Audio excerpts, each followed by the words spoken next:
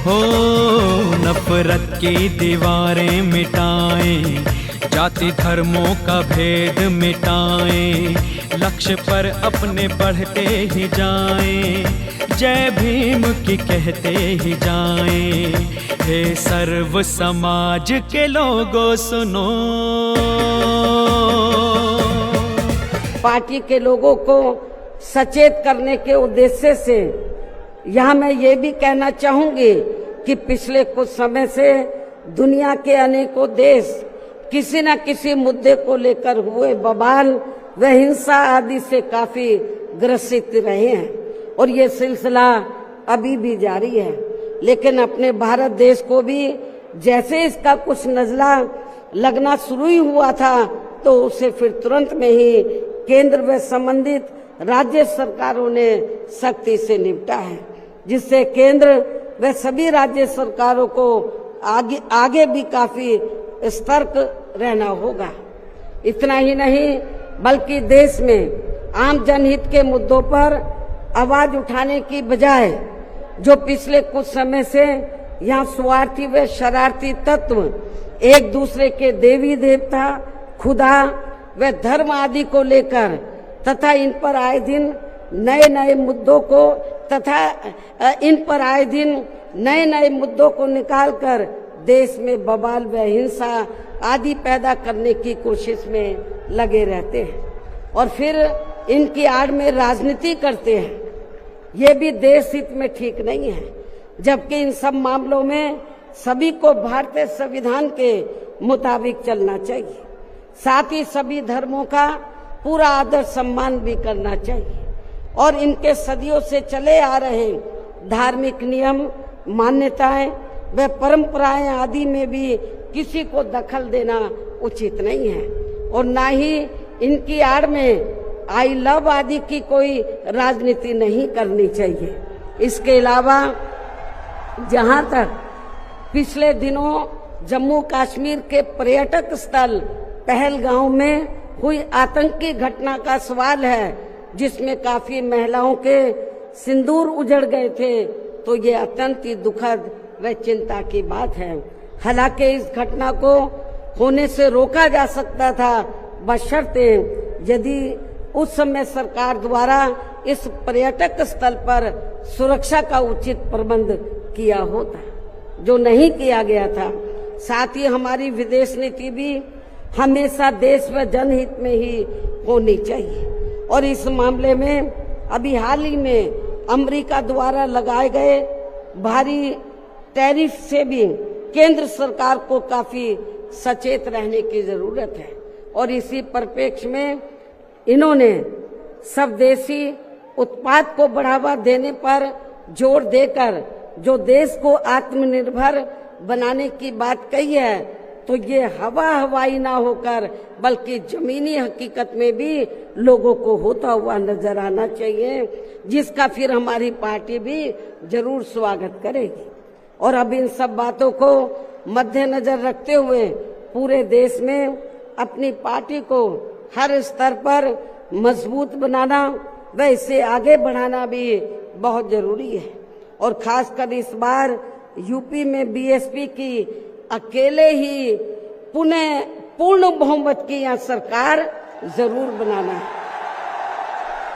और ये इसलिए भी बहुत जरूरी है क्योंकि बीएसपी के सत्ता से हटने के बाद जब से यहाँ सपा व बीजेपी की सरकार बनी है, तो तब से यहाँ पूर्व की रही कांग्रेसी सरकार की तरह ही इनकी भी सरकारों में सर्व समाज में से खासकर यहाँ गरीबों, दलितों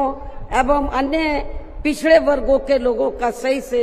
विकास व उत्थान आदि नहीं हो पा रहा है और अब इनमें गरीबी एवं बेरोजगारी आदि काफी ज्यादा बढ़ गई है। साथ ही इनके ऊपर हो रही जुल्म जाति आदि भी काफी चरम सीमा पर पहुंच चुकी है। इनकी बहन बेटियां भी अधिकांश सुरक्षित नहीं रही है। इसके साथ ही इन वर्गों के लोगों को यहाँ आरक्षण का भी सही से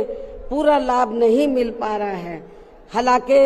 इस संबंध में आप लोगों को ये मालूम है कि इनके आरक्षण को लेकर अभी तक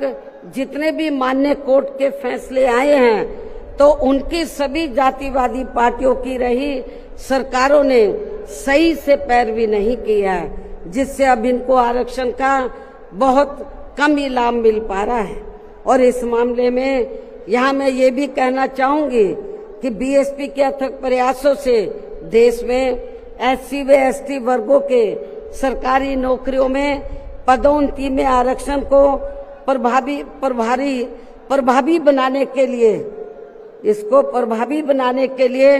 जब केंद्र की रही कांग्रेसी सरकार में संविधानिक संशोधन विधेयक संसद में लाया गया था तो तब उसे कांग्रेस पार्टी ने बीजेपी व अन्य आरक्षण विरोधी पार्टियों की अंदरूनी मिलीभगत से पास तक भी नहीं होने दिया था, जो अभी तक भी संसद में लटका पड़ा है। जबकि समाजवादी पार्टी के सांसदों ने तो इस बिल को ही संसद में फाड़ दिया था। इतनी ज्यादा इस पार्टी को इनके पदोन्नति में आरक्षण दिए जाने को लेकर इस बिल से इनको जबरदस्त एलर्जी थी, नफरत थी। ऐसे में अब आप ही ये बताएं, क्या ऐसी स्थिति में कांग्रेस, बीजेपी व सपा आदि जैसी इन जातिवादी पार्टियों में यह खासकर अपने दलितों एवं अन्य उपेक्षित वर्गों के लोगों का सही से विकास व उत्थान आदि हो सकता है? मैं समझती हूँ कतई भी संभव नहीं है। इसके अलावा इन्हीं की तरह यह उत्तर प्रदेश सहित पूरे देश में मुस्लिम एवं अन्य धार्मिक अल्पसंख्यक समाज के लोगों का भी सही से विकास व उत्थान आदि होना तो बहुत दूर की बात रही, बल्कि अब तो इनका जान माल व मजहब आदि भी पूरे तौर से सुरक्षित नहीं रहा है। इनकी सच्चर कमेटी की रिपोर्ट भी दरकिनारी कर दी गई है। अपर कास्ट समाज में से गरीब लोगों की तथा विभिन्न क्षेत्रों में लगे लोगों की भी स्थिति हमें कोई खास अच्छी नजर नहीं आ रही है। वैसे भी इन सब मामलों में केंद्र व राज्य सरकारों के भी अधिकांश कार्य सरकारी फाइलों में ही सिमट कर रह जाते हैं। ये भी छिपा नहीं है। कानून व्यवस्था भी यूपी सहित पूरे देश में कोई खास अच्छी नहीं है। हर प्रकार के अपराध भी काफी बढ़ रहे हैं। ऐसे में ये विरोधी पार्टियां सत्ता में आने के लिए खासकर चुनाव के समय में अपने अपने चुनावी घोषणा पत्रों में जो किस्म किस्म के लुभावने वायदे करती हैं तो उनको फिर ये पार्टियां सत्ता में आने के बाद 50% भी लागू नहीं करती हैं। साथ ही इनके गलत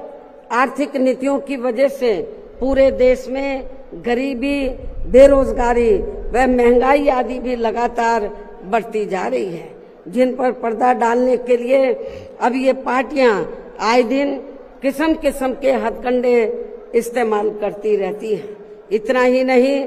बल्कि अब तो सत्ता एवं विपक्ष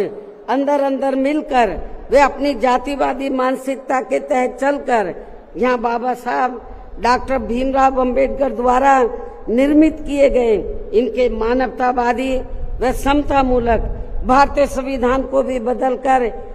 इसे ये पुराने वाले जातिवादी ढांचे में ही परिवर्तित करना चाहते हैं, जिसके लिए इनके साधु संत भी आए दिन पैरवी करते रहते हैं, जिसे हमारी पार्टी बीएसपी कतई भी बदलने नहीं देगी, चाहे इसके लिए हमें कितना भी संघर्ष क्यों ना करना पड़े। तभी फिर यहाँ दलितों, आदिवासियों, पिछड़े वर्गों एवं अन्य उपेक्षित वर्गों के लोगों के कानूनी अधिकार सुरक्षित व बचे रह सकते हैं। वरना इन वर्गों के लोगों को अभी तक थोड़ा बहुत जो भी लाभ मिल रहा है तो फिर यहाँ संविधान बदलने पर ये काफी कुछ खत्म ही हो जाएगा, जिन्हें बचाने